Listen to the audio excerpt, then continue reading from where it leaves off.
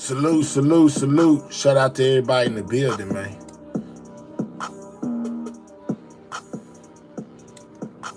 Shout out to everybody in the building, man. Hold up.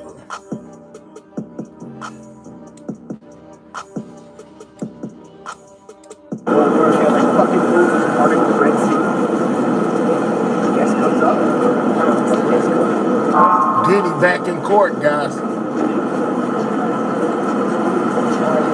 Diddy back in court.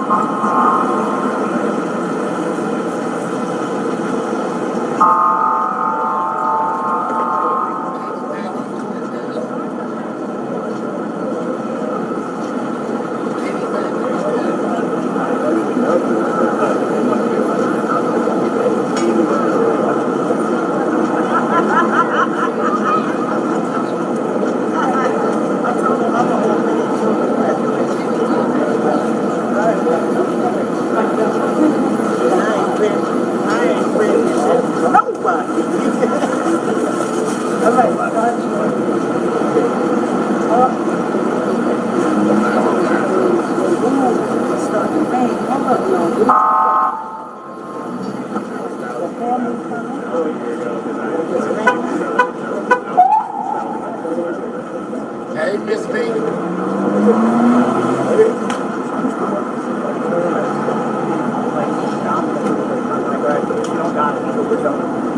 Huh? Oh, yeah. You think there's anything over here?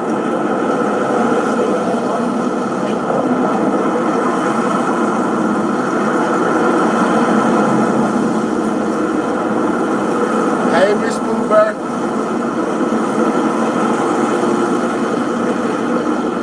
Somebody just pulled up.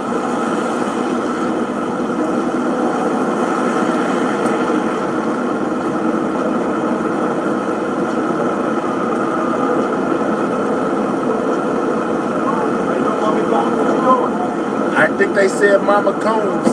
That's Diddy's mom. Just got out of the SUV. She's headed into the courtroom.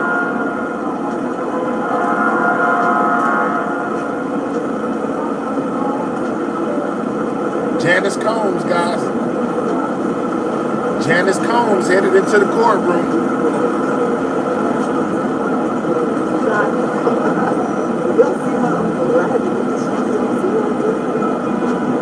In which she just had some charges, some racketeering charges of her own that just got dropped, y'all.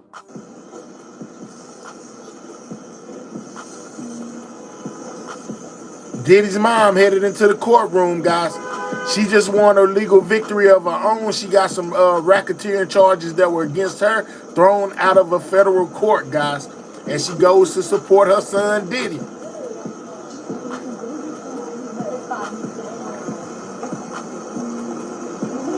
Salute, salute, salute. Make sure y'all double tapping that screen, guys. Get the likes up. What's up, Miss Pooh Bear? What's up, Brad?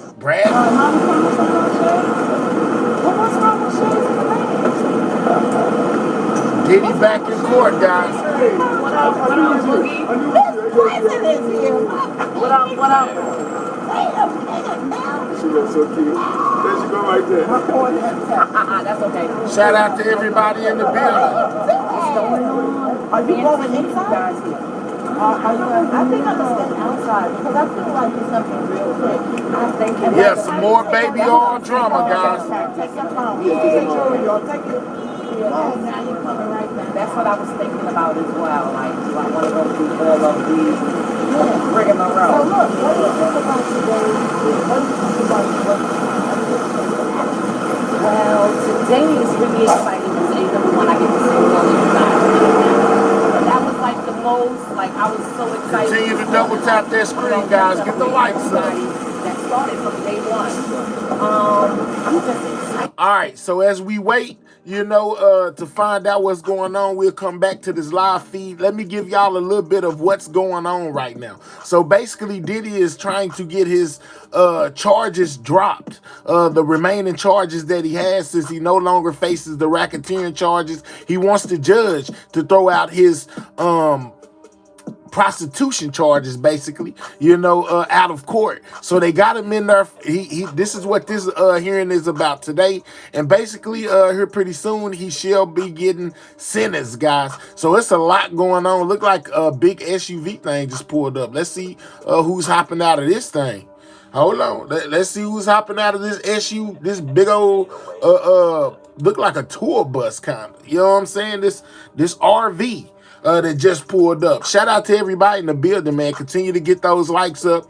Shout out to everybody in the building, man. The way that you hit the like button is by double tapping that screen, guys, or clicking those 3 dots, hitting that thumbs up. Make sure you subscribe to the channel, guys. Shout out to everybody in the building, man. This is Everything News. We most definitely up early, seeing what's going on in this whole Diddy situation, man. Shout out to y'all. Diddy did do it, definitely. I hear you. Allegedly. Well, he got those charges dropped, though. You know what I'm saying? He got those charges dropped that were against him, guys. All besides the prostitution charges. Today, he's looking to get those dropped, like I said. I'm trying to see who's going to hop out of this RV, guys. Potentially some more of Diddy's family. His mom just made it to the courtroom a couple of minutes ago. Yeah, man, it looks like this thing is about to be underway, guys. I'm most definitely, okay, it's pulling away, it looked like. No, it pulled up and stopped again. I wonder who's jumping up out of this RV, guys. Who's jumping up out of the RV?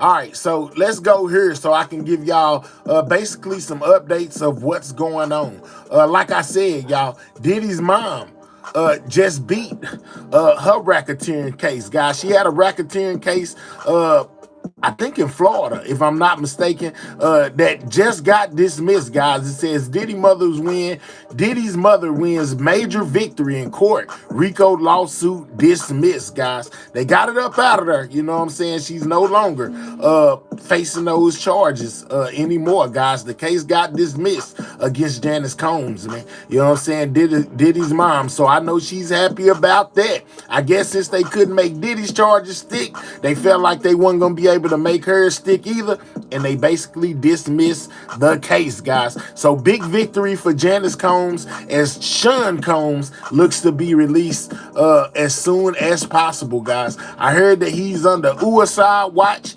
ever since he was convicted on those other charges, and that's partially of the reason why they want these charges dismissed. Check this out, y'all. Check this out. Hold up. That's the live feed. Look at this.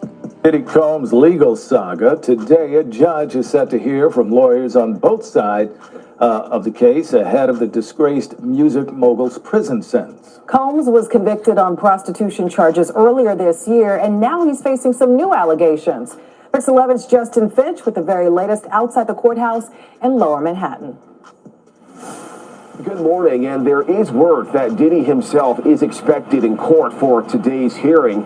His lawyers now fighting for his release soon after his formal sentencing, which is set for next week. However, that is just what prosecutors will be in court also fighting against. 1 week before Sean Combs is formally sentenced, the judge will hear from... So y'all heard him say 1 week. So next week, Diddy will be getting sentenced, guys. But today, they're trying to get his charges thrown out of court. Both sides before deciding how long Diddy could spend behind bars. By his official October 3rd sentencing, Combs will have already served 13 months. His defense team arguing in court filings turned in this week that the 55-year-old should serve no longer than 14 months in prison. With credit for good behavior, that could mean an immediate release. The defense reportedly also pressing for a new trial or acquittal. Federal prosecutors pushing back, though, proposing Diddy serve a much longer prison term for his conviction on 2 prostitution-related charges. The judge could lean more that way. Do y'all feel like Diddy deserves to serve more time? His team is pushing for 14 months. He's been in there 13 months. But people, the prosecution is feeling like he needs way more time than that. What do y'all think? Y'all think Diddy done did enough time for the crimes that he was convicted of? I'm just asking. Let me know in the comments. After twice denying Combs releases on bail, noting Combs' documented violent past. The Bad Boy Records founder was acquitted of the weightier charges of racketeering and sex trafficking that could have left him with a lifetime prison term. And again, Sean Combs' official sentencing is set for next week. But meantime, he's also now facing new allegations out of Los Angeles, where his former stylist, Deontay Nash, is accusing him of human trafficking, assault, sexual battery, and more in a new lawsuit. Wow. Nash says he worked for Diddy for some 10 years before the two parted ways back in 2018. So Nash also testified in Combs. He's not in the clear just of yet, guys. He is facing some things in California as well. Wow. And more in a new law. His official sentencing is set for next week. But meantime, he's also now facing new allegations out of Los Angeles, where his former stylist, Deontay Nash, is accusing him of human trafficking, assault, sexual battery, and more in a new... Oh, wow, guys. So Diddy ain't in the clear yet. His former stylist is accusing him of some things as well. Oh, wow, Diddy. It just, when it rains, it pours, guys. New lawsuit. Nash says he worked for Diddy for some 10 years before the two parted ways back in 2018. Nash also testified in Combs' 8-week trial here in New York. In Lower Manhattan, Justin Finch, Pix 11 News. Yeah, so we see that Diddy ain't so clear yet. Even if he beats these, he's got another court date coming up, guys. Wow, his stylist is on his top as well. Here's a little bit more of what we checking out today. Again, argued today for a lower sentence for the disgraced hip-hop mogul. All right, the hearing with the judge coming ahead of Diddy's sentencing. That sentencing will be next week. A lot at stake, of course, for the disgraced music mogul. Good day's Briella Tomasetti. She is outside the courtroom with some details for us this morning. Briella, what's happening? Yeah, well, Dennis Ashani, today's court hearing could help determine how long exactly Sean Diddy Combs will stay in prison. The judge plans to listen to arguments from lawyers on both sides, but keep in mind, he already denied granting bail, not once, but twice, citing... Let's take time to double tap that screen, guys. We got 422 people in the building, only got 37 likes, man. Diddy in court today. Click those 3 dots, hit that thumbs up. Most definitely subscribe to the channel if you are new, man. This is everything we know about what's going on today, guys. You'll see it in headlines everywhere as the day continues with Diddy basically back in court trying to get his sentence basically reduced to where he doesn't have to spend that much time in jail or get his charges thrown out of court, guys. Continue to get those likes up. We at 43. Click those 3 dots, hit that thumbs up, get the likes up, guys. Get the likes up. Double tap that screen if you're on a mobile device, guys. I spent a lot of time covering this Diddy situation, man. I was surprised when they let him go off of racketeering and only charged him with the lesser charges, guys. I was shocked. I thought Diddy was finna go to jail forever, but I guess not. Diddy got that money. Money equals power, and sometimes you can make things shake. You know what I'm saying? So most definitely get those likes up. Let's go. Diddy's history of violence. Diddy's lawyers argued in court papers submitted just this week that he should be sentenced to no more than 14 months in prison with credit for good behavior and time served. That would mean Diddy could go free before the end of this year. His attorneys say he's been on, quote, constant suicide watch since he was convicted on 2 prostitution-related charges in July. And since then, his legal team has claimed he's facing inhumane living conditions behind bars. Prosecutors haven't submitted their sentencing recommendations to the judge yet, but they've argued... They say Diddy is facing inhumane conditions inside of that New York prison, guys. Well, jail, county jail, I guess you would call it. It's crazy, man. Diddy been trying to get out of there forever. They most definitely keep on denying his bail. They will not let him out. And now he's taking taking it to his own hands, trying to get his sentence reduced, guys. He ain't been sentenced yet, but he is most definitely fighting to not get the max time for the situation that he's in. That Diddy should spend at least several years in prison.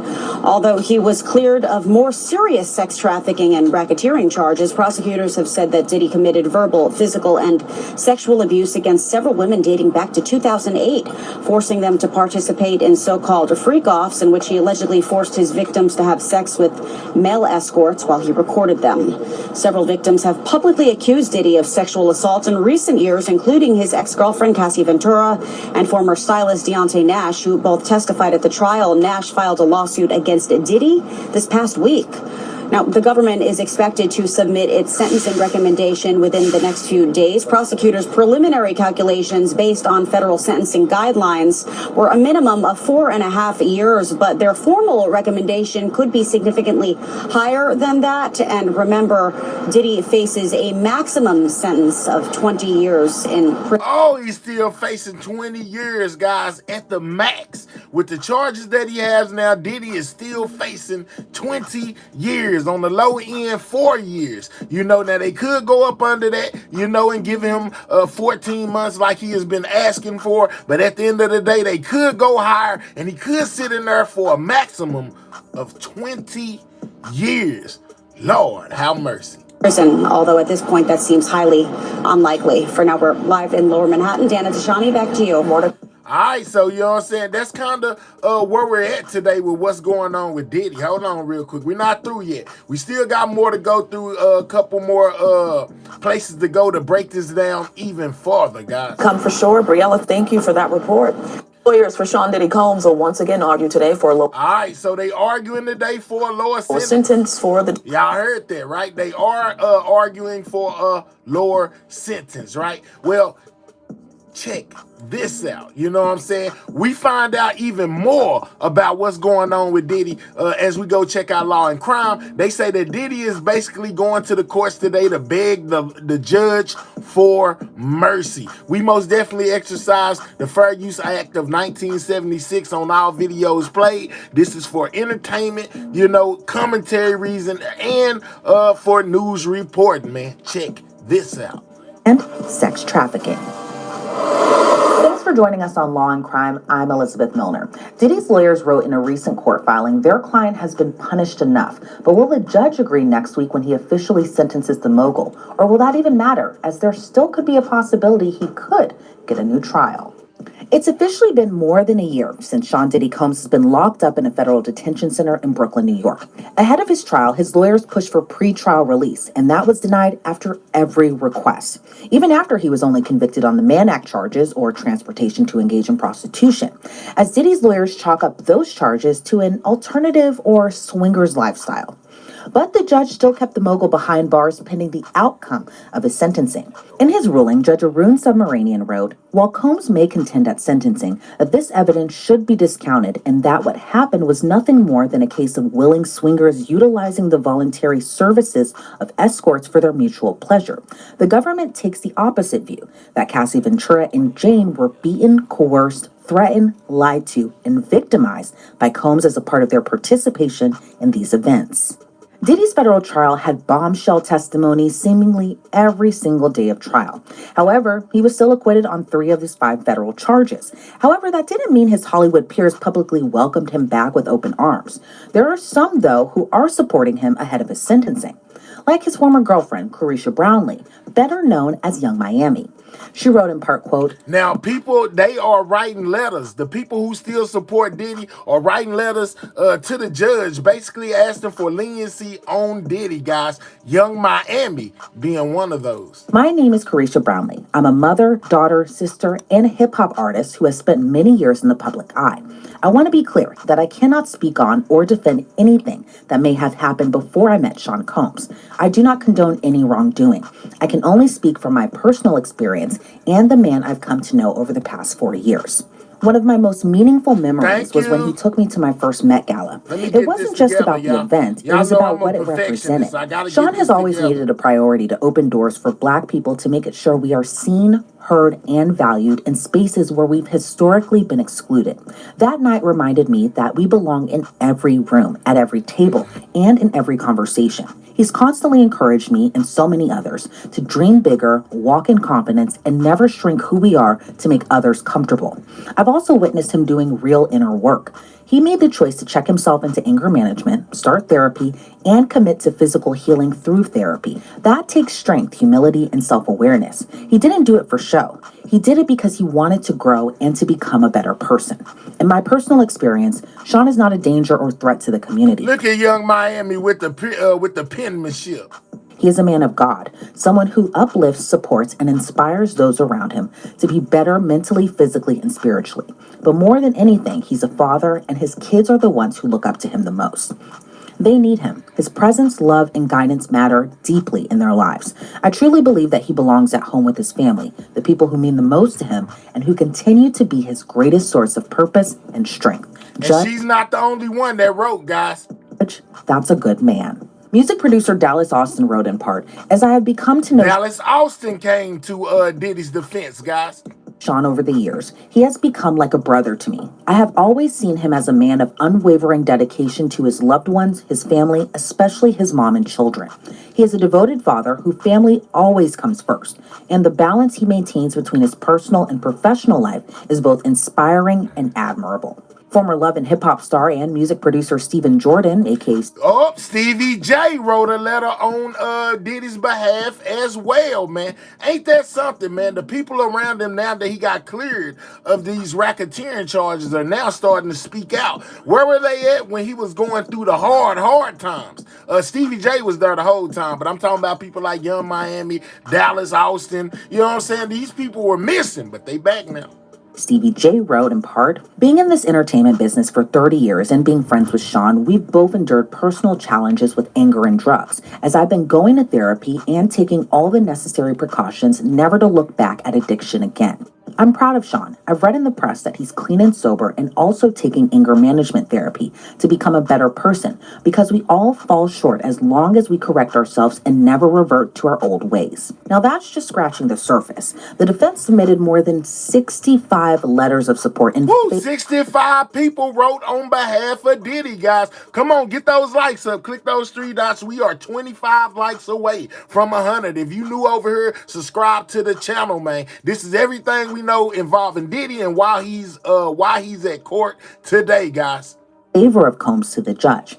There are also letters from each of his children, with the exception of his daughter, who's a toddler. However, his youngest daughter's mother, Dana Tran, wrote a letter of support. So did his mom, his sister, the mother of his daughter, Chance, too.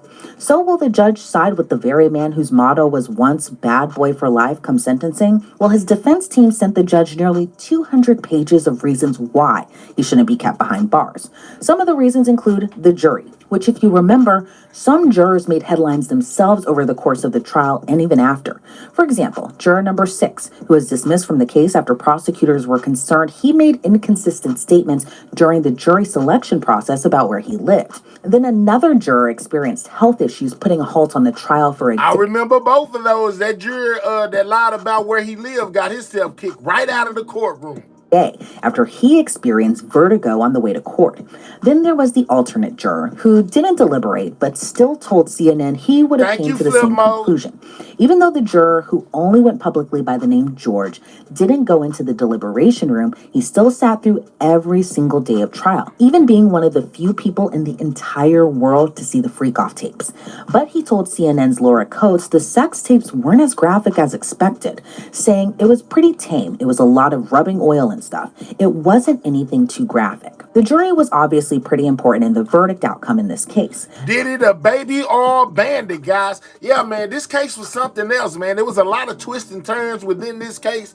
I was shocked by a lot of it, you know, especially with Diddy in that room with the baby oil, you know, acting as a human slip and slide. Lord have mercy. Diddy is off the chain, man. But he beat the racketeering charges, but he got stuck with the prostitution charges, guys. And that's why he's in court today, to either get those dismissed or get as less time as possible, guys. Notably that the jurors who did deliberate didn't convict him of RICO conspiracy and sex trafficking. Now, the defense is hoping to use that in their favor. In the filing, Diddy's defense team wrote, the jury rejected the government's theory that Miss Ventura and Jane were victims of sex trafficking. There was overwhelming evidence which the jury credited that Miss Ventura and Jane were enthusiastic and voluntary participants in the sexual activity underlying the case. Hey, by the way, there's a reason Law and Crime is the go-to spot for legal and true crime content. No free promo. Let's get past that. We will not relitigate the trial or waste space explaining why the jury's not guilty verdicts on sex trafficking and RICO conspiracy were the only just verdicts supported by the evidence, or rehash all the evidence showing why the government's force, fraud, or coercion arguments at trial were unfounded.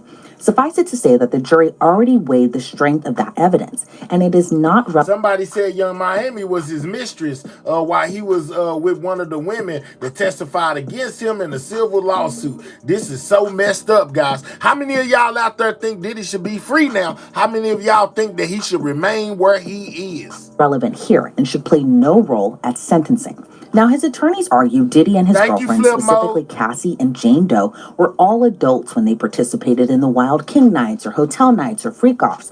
The defense says Combs had serious relationships with those women and were in consensual sexual experiences with adult third parties. And they argue he didn't profit in any way of these hotel nights or freak-offs like a Mann Act defendant typically would. Throughout his trial, drugs were brought up ad nauseum, and this recent court filing was no exception. Diddy's lawyers claim drugs and a high-profile celebrity lifestyle played a role in his conduct. They wrote, without minimizing Mr. Combs' conduct, this is in many ways a sex, drugs, and rock and roll story. Mr. Combs had severe substance abuse problems throughout the entirety of the offense conduct and participated in a high-octane celebrity lifestyle. So did Miss Ventura, independently and not because of Mr. Combs. As for Jane, she willingly took ecstasy and other drugs with Mr. Combs, which became a part of their relationship. Now, during trial, the defense seemingly implied what happened in 2016 at the Intercontinental Hotel was due to a bad batch of drugs. But in this new filing, Diddy's defense team says that the Intercontinental Hotel beating of Cassie was a rare time where Combs committed acts of violence during his relationship with Cassie. This despite Cassie herself testifying she couldn't recall how many beatings there were because there were so many. In this recent filing, though, the defense wrote, the violence was not entirely one-sided. However, Ms. Ventura testified there were times when she initiated physical fights with Mr. Combs. On one occasion, for example, she punched Mr. Combs in the face. Mr. Combs, for his part, is the first to exclaim that these acts of domestic violence... Which said that Cassie wasn't all the way in the clear, guys. You know, she most definitely participated in acts of violence herself. Y'all remember the recording that came out with her saying that she would unalive somebody if her tape was to ever come out, and Diddy's defense team played that in court, guys. We got to get these lights up, man. It ain't hard. Click the 3 dots, hit the thumbs up. It helps out the channel. Subscribe to the channel if you're new. This is everything we know about why Diddy's in court right now today, guys. This is actual live footage outside of the courthouse where Diddy is in court right now, either trying to get free or trying to get his sentence to like 14 months, guys. Get those likes up. Click those 3 dots, hit that thumbs up. It's 500 people in the building and we only got 94 likes. If you're on a mobile device, double tap that screen. Subscribe to the channel if you are new. The easiest way to do it is if you're on a mobile device, double tap your screen. If you're on another type of device, click those 3 dots in the right hand corner. Hit that thumbs up button if you don't mind, man. Let's get back to it. Against Ms. Ventura are inexcusable. But the notion that the violence or coercion had a nexus to freak-offs is not true, as the jury clearly found. Now, part of the reason the judge kept him behind bars pending sentencing was because he admitted to being physically violent with Jane as recently as June of 2024, 3 months before his arrest. Jane testified she started that physical altercation and admitted to throwing things at him, calling him a pedophile and a monster after punching him in the head. Wow. The defense wrote, by that point, Mr. Combs was intoxicated, as he had consumed multiple glasses of champagne. Oh, wow. Somebody said he needs 400 years in prison, and he's reincarnated. He should serve 2 more life sentences. Lord, have mercy. And multiple shots of tequila. Again, Mr. Combs knows that partaking in any type of physical violence with a woman is inexcusable, but the jury rejected the argument that the violence caused Jane to participate in a hotel night. Throughout the court filing, the mogul's defense team argues his conviction isn't like other Mann Act cases where the DOJ, for example, limits the prosecutions to cases involving sex trafficking minors or defendants who engage in commercial prostitution Which he enterprises as wasn't panderers convicted or on any call of girl that. operations. They wrote, quote, "In other words, only 1% of Mann Act cases we identified involved so-called buyers or Johns. That number alone speaks volumes and corroborates the conclusion that the DOJ does not seek to incarcerate Mann Act defendants who merely purchase prostitution services." During the trial, we learned through testimony what some of the male escorts or entertainers that were hired do during these freak-offs or hotel nights. And that was through the testimony of Daniel Phillips and Sheree Hayes, a.k.a. What's The Punisher. up, Facts All Diddy's Day? defense argued this is the only case they've identified where prosecutors claim professional consenting adult males were Mann Act victims. Writing, the government now claims that the male escorts were Mr. Combs' victims. Man, I give Diddy's team one thing, man. They are fighting tooth and nail for the music mogul, man. They is not trying to have him in there. He is paying good money, and they are most definitely doing their job, man. They are most definitely filing motions, it seems like, each and every day, trying to get Diddy up out of that jail, man. Diddy doesn't want to be in there, and they don't want him in there. It's up to the judge, though, guys, because the prosecution is not letting up.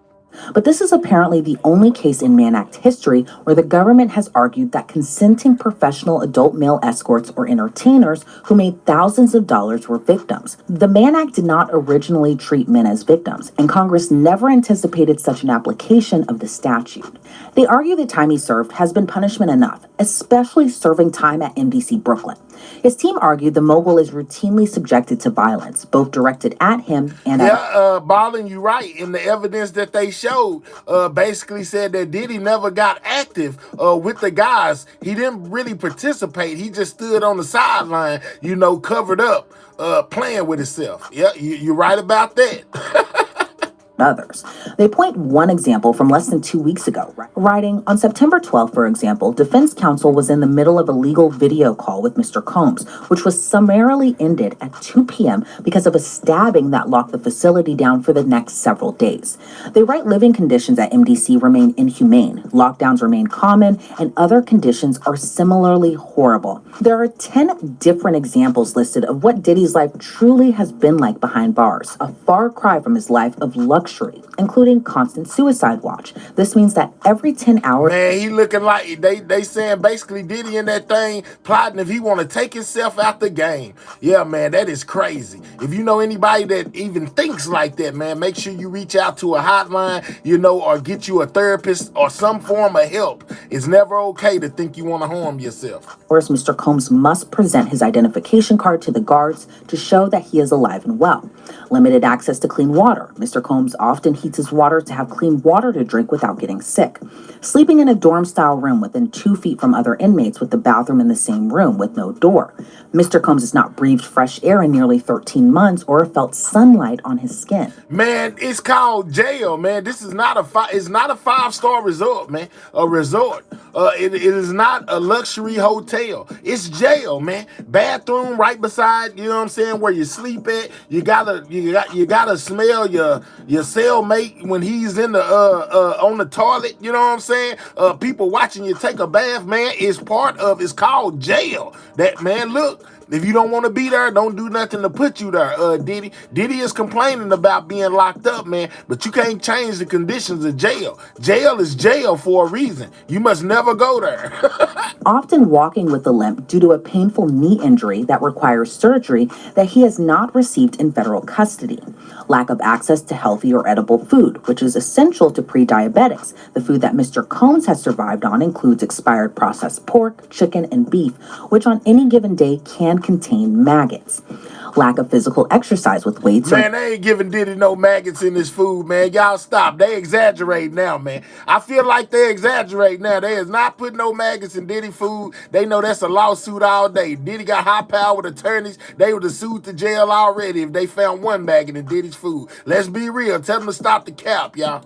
For any proper equipment, no physical therapy for his several shoulder and knee injuries, no functioning washing machines/dryers, and extreme temperatures, freezing cold or burning hot. Now, after his trial and the dozens of lawsuits he faces, his lawyers argue that his legacy has been destroyed, stating, due to adverse publicity and the allegations which the jury rejected, he faces nearly 100 lawsuits, most of which have been filed by individuals he has never met before, all of which contain made-up claims. Ooh-wee, man, those 100 lawsuits, y'all remember that? They gotta be some of the ones from Tony Busby, man. They had a whole hotline and everything for people to call in and report crimes that Diddy made against them, man. You know, a lot of those cases got dismissed. Tony Busby most definitely lied, and some other people lied with Tony Busby, even tried to bring Jay-Z off into the whole situation. This whole case was a mess, guys. This was a mess, man. I'll never forget it. It's crazy, y'all. But yeah, man, Diddy still faces legal troubles right now, as we just seen a while ago, where they said even if he gets out of jail on this situation, he's facing another situation in LA from his stylist, guys. Oh, wow. Individuals seeking to profit from Mr. Combs' downfall. Unfortunately, these lawsuits have involved his family, with his 84-year-old mother being sued in several states by individuals and his son's... Now, remember, they just brought up his mom, y'all. Now, she was facing racketeering charges of her own, which I brought up earlier. I'll show it again for the people who just got here. She basically got a victory in court, guys, where she beat her racketeering case because the feds threw it out, guys. It says Diddy mother wins major victory in court RICO lawsuit dismissal, guys. I think it was in Florida. But she beat her case just like Diddy beat his case, man. Let's continue. Also being sued alongside Mr. Combs. They go on to write, as bad as life is inside of MDC, Mr. Combs has suffered countless other losses. Since his incarceration and conviction on the Mann Act, these and other collateral consequences to his life have been personally devastating. He has been separated from his family, has mounting legal bills from the indictment and defending lawsuits that were the direct result of the United States Attorney Damian Williams' prejudicial press conference announcing this case, and has lived in MDC for over a year, despite having every intention on fighting this case from day one. His defense attorneys cite other instances where his life has been systematically dismantled. For example, after Cassie's lawsuit and the lawsuits after, his companies were unable to operate as they once were, and he had to let go of over 1,000 employees. Some employees, according to the document, were unable to get new employment because of their past association. Make sure you guys are subscribing to the channel if you're new, guys. We're on the road to 50K, guys. We got 47,244 subscribers, guys. Continue to subscribe. Hold up. With the mogul. His federal cases also had devastating consequences for his children. They were canceled and lost business opportunities. The family's Hulu show was canceled after Cassie's lawsuit. He was removed from the boards of 3 charter schools he created. He was stripped of his honorary doctorate degree from Howard University. He was forced to return the key to the city of New York. And he had to step down from his TV network, Revolt, which, according to the filing, was one of 2 black TV networks in the United States. So in all, the defense is hoping the judge sentences him. Shout out to my boy Josh, man, room 901. Appreciate that $5, bro. He says, more life, more success. Salute my guy. You already know what it is, dog. Diddy back in court today, Josh. You know, he's trying to get his sentence reduced or his case thrown out, guys. One of the two. That's why he's in court today. A 14-month sentence, meaning if the judge sides with him, it's likely he could be out of jail before the holidays. As of this recording, though, prosecutors haven't submitted their recommendations for his sentencing, but they've previously said that he has an extreme history of violence and that the attempts to minimize his conduct show he's still very dangerous. So that was a lot, right? A lot of legalese, a lot of pages to go through. So let's break it down further with none other than criminal defense attorney Safa Robinson. Let's break it down. Safa, always great to see you. And thanks so much for joining me. Let's take a little step back. It's almost sentencing time for Diddy. He needs support. The defense sent a bunch of letters, some including from Young Miami, Dallas Austin, Stevie J, the mothers of his daughters. It was kind of a given that Young Miami would send some. It was once said by somebody that if he would have have been doing these activities with a person like Young Miami, we wouldn't be where we at today. How many of y'all agree with that? Because she seemed to be in Diddy's corner. No matter what he was doing, she was right there. She wrote a letter. Dallas Austin wrote a letter. Stevie J wrote a letter. One of his baby moms wrote a letter. Man, they trying to get Diddy about that thing. Love and Chance, his mom, his sister, all of his kids, minus the youngest one. But what did you make of the letters of support? I'm not surprised to see letters of support here. That's actually pretty typical as sentencing is about to commence, or shortly, at least a week or two before the sentencing commences. And a lot of times defendants and clients will submit letters that are on behalf of family members and loved ones, giving a clearer picture to the judge as to who this person is generally, or who this person is and what they mean to their family and their loved ones. And that's a part of what we call a mitigation or sentencing memorandum that goes to the court in order to get a lesser sentence, or to give the judge an idea of, this is a good guy, you know, mistakes happen or bad things happen, but he's been reformed, rehabilitated, and we as his family need him back. And are you surprised more famous faces didn't come front and center to possibly also voice their support in favor of Diddy? I was surprised to only kind of see really the three stand out. I wasn't surprised that more celebrities didn't come forward. They didn't want their name attached to Diddy while he was going through all that. You know, the X crimes, you know, that he was alleged of doing. Yeah, that would have tarnished their brands. They would have lost endorsements, all type of stuff. Of course not. Names being Dallas, Austin, Young Miami, and Stevie J, at least to me, but are you surprised other famous faces didn't also voice their support through letters, like maybe Ye, who attended the court that one day? I'm actually not too surprised that we haven't heard more from some of the other celebrities, because I think that anybody with a pretty sound PR team is going to tell them to stay far away from this and to not give any opinions of it. I am kind of surprised that we haven't heard anything from Ye, but you know, that's his prerogative. Of course, he has shown his support throughout the trial, and anybody who is willing and wants to support Mr. Combs through the sentencing phase and provide a memorandum or a letter, then they're able to do that. But I think, considering what the defense has provided to the court, there have been significant amounts of letters and things of that nature that the judge can go off of to get another side of Mr. Combs, maybe different from what the judge has for that trial. Do you think any of the letters kind of swayed maybe even your opinion in terms of what we heard at trial versus kind of the aftermath, even, you know, before the trial began, that made you change your opinion in any type of way? I kind of felt like everything just felt kind of repetitive a little bit. I think the most captivating letter that I got a chance to view was his mother's, and she makes a very good point. She's an 85-year-old woman, or in her mid-80s. She doesn't know how much time she has left on this earth. And so one of the things that I think is important and what really spoke to me and would probably speak to the judge is wanting the ability to spend the end of her life with her, granting them the ability to reconcile their relationship outside of him being incarcerated. Also granting— Oh, so Diddy's mom is using the age card against him, saying she want to live out her final days, you know, however many days she has left, or years, with her son. Basically, she wrote a letter to the judge as well. The ability for the family to essentially be reunited and to satisfy this mother's wishes of having her son reunited with his children, her grandchildren, so that they can heal and move forward and spend the rest of her life, or her last years together. And, you know, Janice was a fixture at every single day at trial. I don't think there was a day she missed. She was there every single day inside that courtroom, making sure that her son had support during especially those hard parts of the testimony and hard parts of the trial. But what's your reaction to the defense asking for 14 months? Would that essentially mean if the judge goes in favor of the defense, is it possible? Newport 100 says time served. Free the mighty Diddler. Oh, Lord Jesus. Boy, y'all crazy in these comments. Possible that Diddy could walk out of that courthouse next week.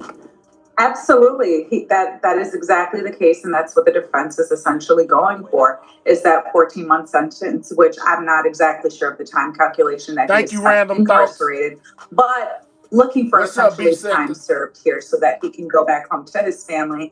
And as a part of the sentencing memorandum, and there are sentencing factors that the judge can consider in his determination. There's the guideline range on which Mr. Combs will fall. I think that the defense has essentially argued, or will argue, that 14 months is within the guideline range. I expect that the prosecution is going to argue that there's a higher guideline range for him, which I think maybe 51 months or something of that nature. I'm not completely Big sure. boy guarding the courthouse, guys. And Big so boy guarding the the judge is courthouse. also going to take into consideration the nature of the offense, the rehabilitation, any threats to the community, all of those things. And he can even take into consideration some of the things he's heard at trial in order to make a determination of what the sentence is going to be with Mr. Combs. There's also some case law that I believe has been provided to the court from the defense that essentially says that individuals who have been sentenced on the Mann Act violations have not received Live a feed from higher in front sentence or have not of the remained in courthouse, custody guys. as long as Mr. Combs would be facing. And I think there also may be some outstanding motions, and I don't know if they've resolved them yet, as far as asking for a new trial and things of that nature that I think the judge is going to address prior to sentence. Yeah, and that'll be happening tomorrow. And I will definitely be there for that, bright and early as usual. I'm thinking back to the time during trial I was covering it. But in terms of just that last point you were making, Safa, where the defense was kind of saying that Diddy's conviction in terms of the Mann Act convictions, count 3 and 5, are unlike any other cases that they were citing, because they cited plenty of cases. Now, obviously, I'm not a lawyer, so it was really kind of interesting just reading through everything. But in terms of the defense's argument, do you think that they make a solid argument that Diddy's conviction wasn't a situation where he was transporting minors across state lines or people against their will? The defense's main point, something that they've been arguing throughout the entire trial, was that these were consenting adults who were doing adult things, that this was a swinger lifestyle. Everything, again, was kind of within the whole... I most definitely believe that the people that they presented in court, as far as his federal trial, were all legal they were all participating on their own free will. Now, when it comes to these civil suits, with the little ones and all of this about the drinks, this and that may be a different story. But from what I got from this trial, everybody pretty much that was in there was doing what they wanted to do because they wanted to do it, if that makes any sense. That's just my opinion.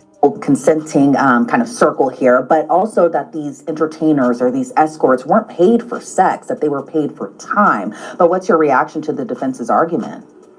I think the defense makes a pretty good argument there. And I think what we have to remember, and what the defense is trying to show the judge, is essentially, he's been found not guilty on the most heinous charges, particularly the RICO offenses. What's up, Southern Gale? The factual basis for the Mann Act charges really deal with an intimate personal relationship that he had with some of his girlfriends, that they just participated in this swinger type lifestyle, which is somewhat common here in the United States, and we've heard it before. Escorts are provided or spend time with individuals or are purchased for their time with couples. And if they decide to engage in sexual activity, then because they're all adults and they all consent to do that, then that is well within their right. So I think the defense makes a good point to that respect. I think what they're trying to do is essentially not criminalize sexual activity or maybe some sort of taboo. Do y'all believe that Cassie right here, do y'all think that Cassie was a willing participant in all of this? She most definitely was the one that was calling up the escorts, talking to them, texting them, having a whole relationship outside her relationship with some of these escorts, guys. She was the one that was paying them, and all of this was testified in court, by her and others, as well as the people who were saying they were escorts. They all say Cassie paid them. Cassie texted them. Cassie called them. When they got to the room to do what they were going to do, Diddy was there. But he didn't actually participate in what was going on as far as, having any kind of real contact with the escorts. He just played with himself, in so many words, and watched.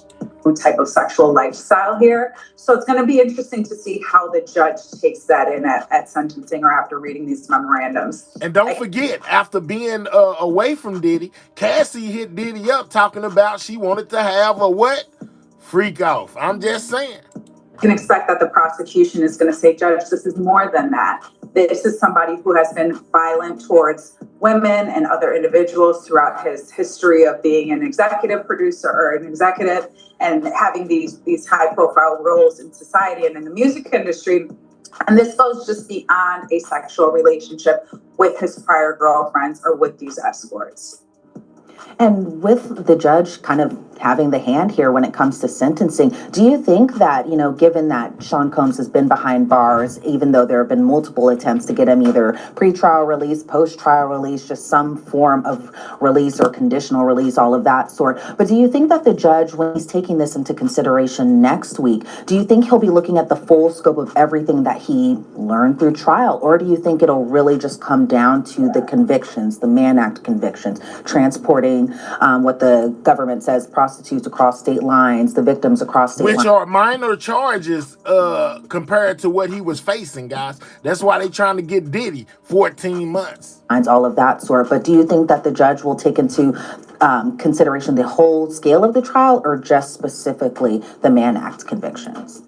I think the judge is going to take into consideration the whole scale of the trial along with the convictions. Mm-hmm. And what I personally and professionally think is happening here is, and this is also part of why Mr. Combs' bail applications have been denied, and judges will do this sometimes. If a judge knows that he or she is going to give somebody time served or release them shortly after sentencing, judges will keep defendants in custody because their time is counting towards the sentence. And so I have some sort of feeling here that the judge in this case, he has continued, he seems to have been somewhat favorable to Mr. Combs after he was acquitted of the racketeering charges. I believe that the judge made a comment to Mr. Combs asking him, do you want to go outside? And that really sticks with me because that tells me that the judge was considering allowing Mr. Combs to be released at that point in time and ultimately made a decision not to do that. And that could have been because he was statutorily bound to keep Mr. Combs in custody, but also knowing that he may ultimately release him on this next court date or on his sentencing date, it gives him less blowback as opposed to just releasing him and then bringing Mr. Combs back to court and saying time served. You keep him in, you keep all that time counting so that once I sentence you to time served or that 14 months, you're done, this is over. And that's a very interesting point. I see one of y'all say, I'm not condoning his behavior. I'm just saying he physically assaulted her and no criminal charges was filed. Okay, Willie. I'm very anxious to see what the judge will be considering. But remember, he wasn't on trial for assaulting Cassie. He was on trial for racketeering, putting people in traffic, that type of thing. The abuse wasn't why he was on trial. They should have threw that in there, but they didn't.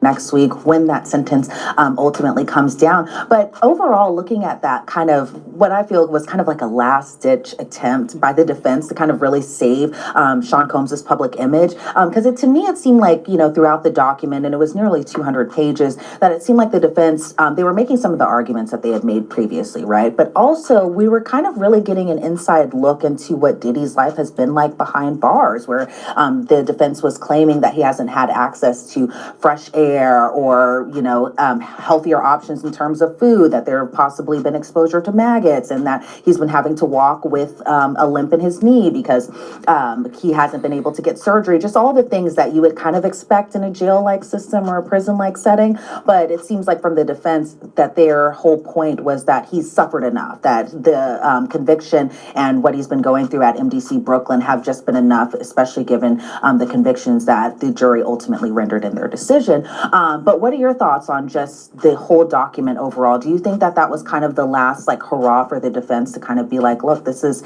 everything that my client is suffering through as he's been incarcerated for more than a year now? Yeah, what the defense is doing is showing the judge that Mr. Combs has, again, suffered enough, that he's learned his lesson, that him being in custody has essentially changed his view, changed his perspective, and has been an appropriate punishment considering the crimes that he has been convicted of. One thing I will say is it is very inconvenient to be a defendant in this country, especially a defendant that is in custody. And so Mr. Combs, along with many other individuals that are incarcerated, and this is more so a prisoner rights issue, he's experiencing what a lot of Americans unfortunately face and deal with in this country. And my hope is that, Yeah, that means if you can't do the time, don't do the crime, Diddy. Never put yourself back in this position again, man. Because jail is jail. No matter how much you whine about it, no matter how much you complain about it, 9 times out of 10, they ain't changing nothing. It's supposed to be an uncomfortable situation so that you don't want to be there ever again. If and when he is released, that maybe he becomes an advocate for prisoners' rights, considering that he himself has had these experiences. And there are parts of the criminal justice system that do need to change with respect to incarceration. But I do agree with you that this is a last-ditch effort to really show the judge that he's been punished. He's been punished enough. He has had a significant fall from grace. And because of that, and because of his family needing him to return and wanting him to return, and he's missing out on his daughter, who's very young, and there has been some sort of behavioral changes in her.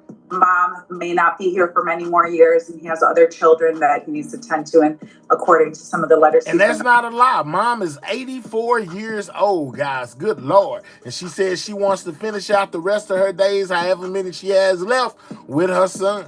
A positive impact for the community. All of these taken into conjunction are the last-ditch effort that the defense is putting forward to the judge to get that 14-month sentence. It'll be interesting to see if we actually hear from Sean Combs himself when he is actually sentenced, see if he'll give somewhat of a statement before the judge ultimately renders his decision on what that'll be. Yep, exactly. And then I know we have some post-verdict motions that are going to be happening tomorrow. In terms of just the judge possibly granting Sean Combs a new trial, how likely do you think that'll actually happen? I don't think that... Which is today, guys. When she said tomorrow, she meant today. Today is the day. That's why they're in court right now. As you see, live feed from outside the courtroom where Diddy is basically inside of there right now trying to get a new trial, get the case, the other charges that he's facing right now downsized so that he can do 14 months instead of doing 20 years, which is what he's facing right now. All right, hold on. That's going to happen. I think that we can expect that his sentencing is going to go forward, and I think it's on October 4th. Some of these motions, they might be just dispositive, and the judge is going to have to address them.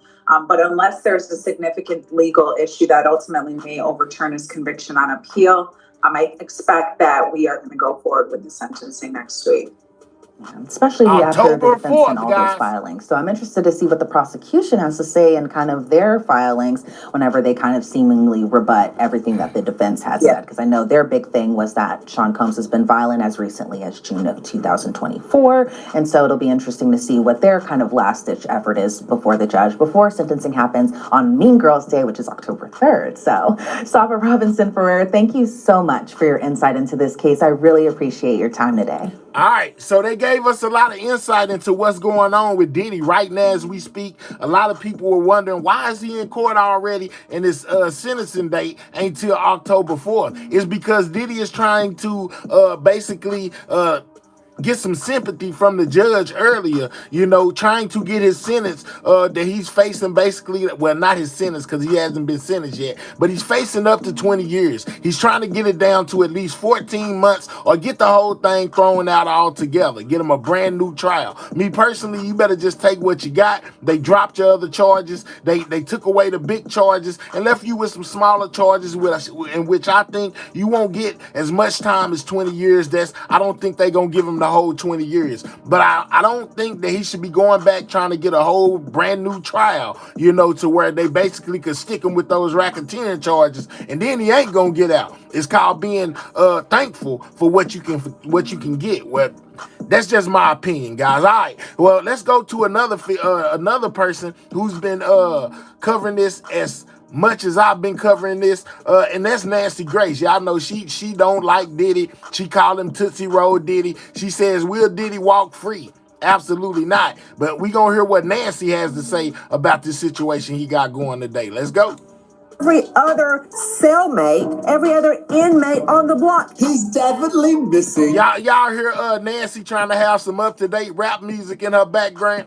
His life. He had one of the most extraordinary lives. Put him up. What's extraordinary? What about all those freakoffs, all those blackouts, all those Nancy. bruises his victims got, the prostitution charges across state lines? What's extraordinary? I find him extremely ordinary, just like every other pimp in the jailhouse. Dirty Diddy degenerate. Sean Combs loves Sean Combs more than anybody else in the world. Oh my God, my life is so bad because I'm in prison. Well, don't hurt people. He's like a piece of old gum stuck on the bottom of my shoe, and I can't shake him. His narcissistic, deviant behavior. Nancy most definitely don't like Diddy, guys. She most definitely don't like Diddy. put him in this position to be in prison. Is he missing that private chef? Is he missing the minions that go out at 3 a.m. and find him freshly made cheesecake and bring back to him and take it back and go, here you go, Diddy. Here comes the plane. Open the runway. Wake up, Combs. Look around. You're convicted. This is home sweet home for a long time to come. To Dr. Dwayne Hendricks joining us, former warden at MDC in Brooklyn, former senior warden, U.S. Department of Justice, Federal Bureau of Prisons, founder and president. She most definitely called Diddy a crybaby. Nancy wants Diddy to be in there for as long as he can be in there. Of a New Daylight Foundation, author of Who Are You? See It, Say It, Seize It. It goes on and on. Dr. Hendricks, thank you for being with us. Did you tell me that you don't believe Sean Combs is on watch? No, he's not on side watch. What he is... Well, they said he was on suicide watch earlier. Nancy says she doesn't believe that he's on suicide watch. And then they got the warden who was over the jail that Diddy is currently in, saying that he doesn't believe that Diddy is on suicide watch either. On a 2-hour watch program that's associated with either monitoring inmates who have escape risk or very problematic to the operation of the institution. Who are very delicate and don't like the food. And now, there y'all go another one. A lot of people were wondering what Diddy was looking like in that courtroom with all that gray hair. There you go right there. That's what Diddy hair really looked like. It's salt and peppered all the way out, man. And now that he's in jail and not able to put that hair dye in, you can just imagine how gray it is right now. Let's go. Operation of the institution. Who are very delicate and don't like the food. That, not that, Nancy, but, or inmates who are at side risk. So he is not happy with having to, every 2 hours, approach a staff member, whether it's an officer or someone else in the building, approach them with his ID to prove that, one, he is alive, that he is not causing any issues, and he is not at a risk of having any ideation at that time. So that's what his lawyers are referring to when he's saying he's on constant watch. Because ultimately, how can he be on constant watch while facilitating entrepreneurship classes and other self-improvement things to other inmates in the building if he's constantly on watch? He would have to... Yeah, he looked like he about 65 years old in that other picture, Miss D. Just imagine what he looked like right now. He looking like he about 80.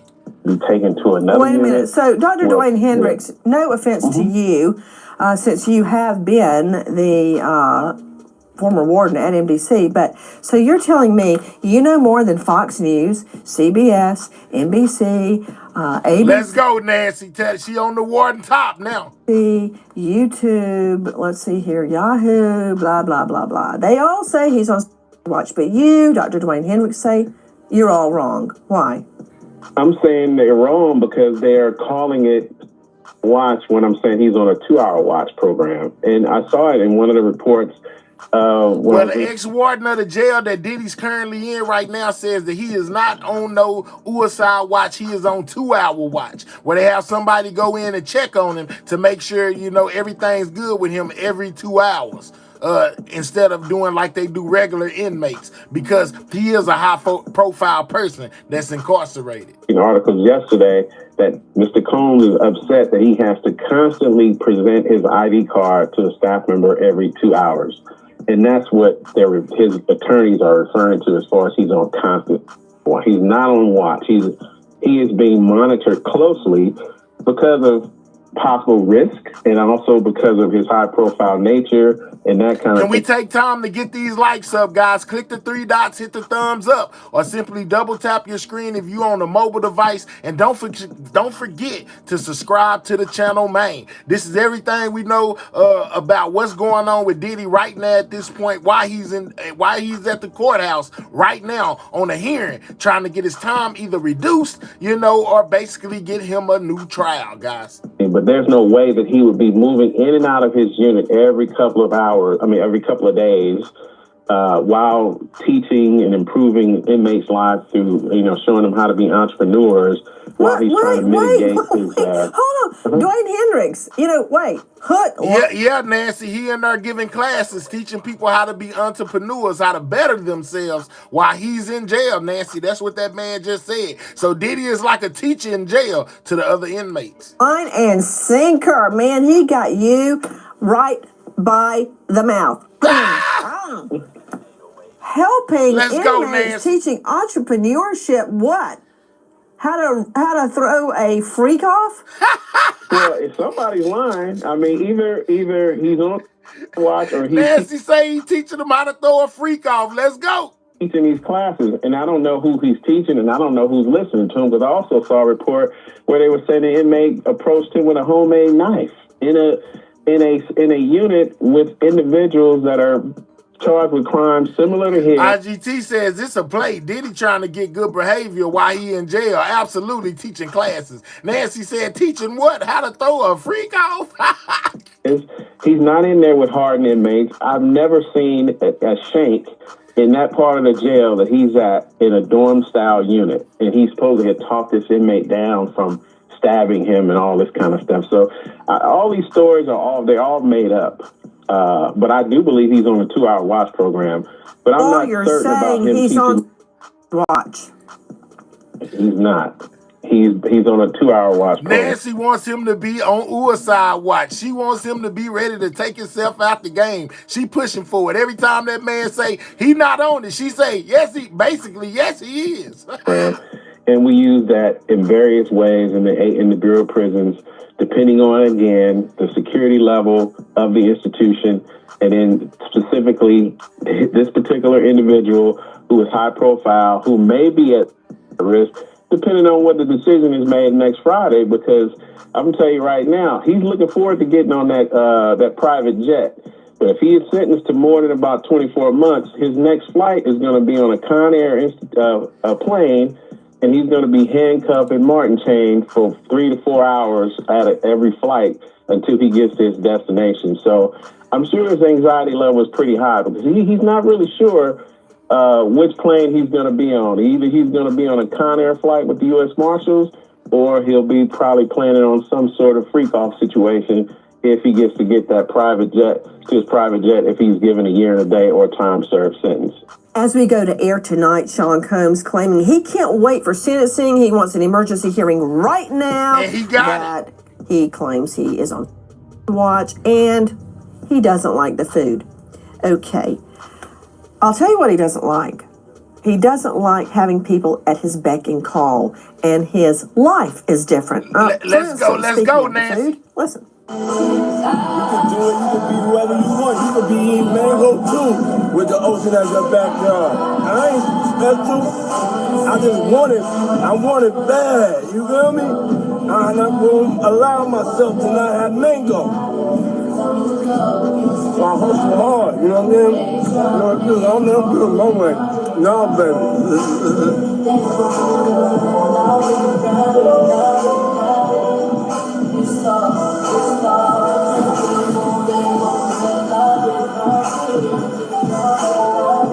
I mean, really. Is it me or did that song sound like whoever was singing that was saying no Diddy, no Diddy, no Diddy? It sounded like it was saying no Diddy, no Diddy, no Diddy. Yeah, That's from Sean Combs. You gotta tell Diddy no. Diddy's Instagram. Okay, there you go, shooter. He demands his fresh mango, and he ain't getting it. He wants out of jail. Help me out. Ooh, Nancy, I love it when you do that. You're absolutely right. He wants his life back. Who wouldn't want that life of Diddy, that life of a superstar? He's demanding. He knows what he wants. He's not getting it, and he's throwing a little temper tantrum. But I should point out, we're not going to want to hear it. It often works for him, Nancy. This is a man who has not changed his ways because he has been rewarded for bad behavior. The more ridiculous the videos are that he has posted in the past, the more likes he gets, the more people he gets talking about him. So I think it's unrealistic to expect this man to change now. Lord have mercy. Joining me, Lauren Conlon, star of Pop Crime TV. Lauren, he's also claiming, speaking of fresh mango, that the food's really bad at MDC. Yes, the food is awful. He doesn't like it. At one point, there were reports that he was on some kind of food strike. He's also said there are maggots everywhere. I mean, he on a food strike because he may be feeling like they might be trying to unalive him as well. We most definitely got reports of that. And then you heard the other dude said that Diddy's defense team basically filed something that was saying that one of the inmates approached him with a plastic shank, guys, trying to take Diddy out the game. Diddy might be, just overly cautious. Look, what do you expect? You are in federal jail in Brooklyn, New York. It's not going to be the Four Seasons. You know, which is exactly what I said. With the former warden at the MDC, Dr. Dwayne Hendricks. Okay, MDC, he doesn't like the food. Thoughts? Look, when you're trying to feed 3,000 people the same meal, the taste is not going to be the same. The quality is not going to be the same. And at the end of the day, it's jail. You know, the food is supposed to be palatable and edible. An executive staff member is charged with sampling one meal every single day to make sure it's edible. It's not going to be 5-star. It's not going to be some taste like a chef that he's had over the years. It's not going to taste like that. So that's unfortunate, but that's right. You know what I'm saying? Diddy got a certain lifestyle that he lives, but when you in jail, they treat everybody pretty much the same. Everybody is gonna get a cold sandwich, a hard biscuit, some white gravy over rice. I don't know if y'all ever been to jail before, but I've been there, and where I was at, man, they served us one time a piece of nasty ham with some with some white gravy on top of some rice. I thought it was mashed potatoes and gravy at first until I put my spoon off in it, and it was rice and white gravy. When I tell you it was disgusting, it was disgusting. It had me like, man, I ain't never coming back to jail again. Forget this. The biscuits were so hard you could chunk them against the wall and they would not, and they would bounce off. I'm talking about bounce off the wall and just fall to the ground like it would when you throw a rock against the wall. It just fall. Yeah, man. Very horrible, man. Never want to go there again, man. That was crazy. Jail. And if you don't want to eat that's jail why food, you don't have freakoffs with unconscious women, and that's why you don't transport sex workers across state lines, which is a crime. So you don't have to eat jail food. Okay, hold on. Does this ring a bell to you? Lunch menu: scrambled eggs, chicken wraps, baked chicken, beef tacos. It goes on and on. That sounds. We didn't get none of that in the jail I was in for them couple of days. I didn't go to prison. I was just in the county. And I felt like if the county is this bad, prison got to be even worse. Absolutely not. Pretty good to me. Rice, green beans, dinner, chili mac, Salisbury steak. Ooh, I'd like some Salisbury steak tonight, but I don't have that. I have to cook. Chicken fried rice, weekends, comfort food, cheese pizza, spinach. What? That doesn't sound bad. Let's go. Southern Girl says, Diddy getting better food than other inmates. Trust that. May not be top notch, but it ain't no chow either. Let's talk about it. To me. What about it, Hendricks? If that's the national menu, that's what all inmates eat in federal prison all across the country. Again, it's not the best quality. No, it probably tastes a little less than what the schoolhouse square pizza we were getting in public schools years ago. But that's just the way it is. Like you just said. All right, Mouse says, actually, prison food is better than county. Okay, well, I wouldn't know because I ain't been to prison, but I've been to county, and it made me feel like this is not what that is, man. This is not what they is. This is not what it is. If you don't want to eat prison food, don't do prison things to get you there to be in the situation that you're in. Prison things. I like the way you said that. That sounds like something Trey Lovell would say. Prison things. You mean, and transporting across state lines, those prison things. Another another argument the defense is making is that he really didn't transport across state line to have sex with them, because most of the time he sat on the sides wearing a burqa and didn't actually have sex with the women himself. And I think we all know why.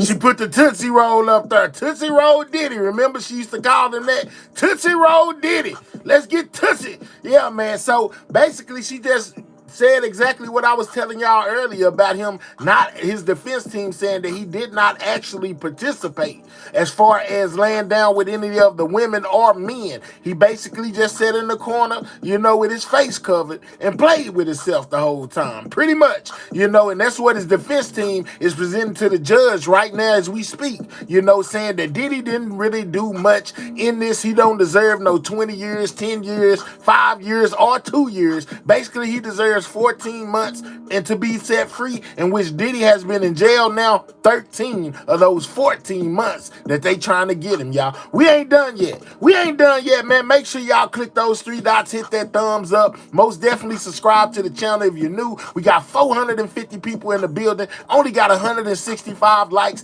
Get those likes all the way up. Double tap that screen or click those 3 dots in the right-hand corner. Hit that thumbs up, guys. We're also on the road to 50K. We at 47K right now. Make sure that you subscribe, man. Every subscriber counts. Shout out to Freakoffs for that floating heart. Appreciate you, big dog. All right, let's move forward. All right, so after this case wrapped up, guys, and everybody was free to start speaking, one of Diddy's defense lawyers most definitely came out and spoke about this whole case, as well as what's going on right now with them trying to get Diddy either case thrown out, a brand new trial, or a reduced sentence to where he don't have to sit in there that long. Shout out to Freakoffs for that 100. Appreciate you, big dog. Let's get to one of Diddy's defense attorneys and what they had to say about this whole situation, guys.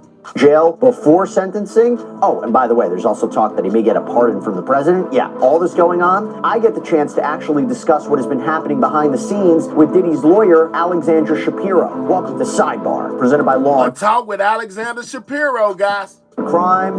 I'm Jesse Weber. Okay, we're about to do something that we've never done here on Sidebar. For a show that has covered every aspect of Sean Diddy Combs' criminal case, we are about to speak with one of his defense attorneys, Alexandra Shapiro. She is part of his legal team at trial. And the trial, by the way, that ended with Combs acquitted of the most serious charges: racketeering conspiracy, sex trafficking. He was convicted of 2 counts of transportation to engage in prostitution. They call these the Mann Act violations, moving women and men across state lines for the purposes of commercial sex work. Now, we have talked about Alexandra Shapiro before. She was the attorney, for example, who argued for admitting that video of rape accuser Mia wishing Combs a happy birthday after the alleged assault. She played a key role in this case. And with questions about could Combs' convictions be thrown out, what could he be sentenced to, will he make bail before he's sentenced, can he get a presidential pardon, this feels like a great opportunity to get some insight into all this and certain aspects of the trial, like why didn't they call Christina Coram? All right, so let me get right into it. Why didn't they call us? Some say she may be facing a case of her own. Y'all know they said that was his Ghislaine Maxwell. That was Diddy's Ghislaine Maxwell.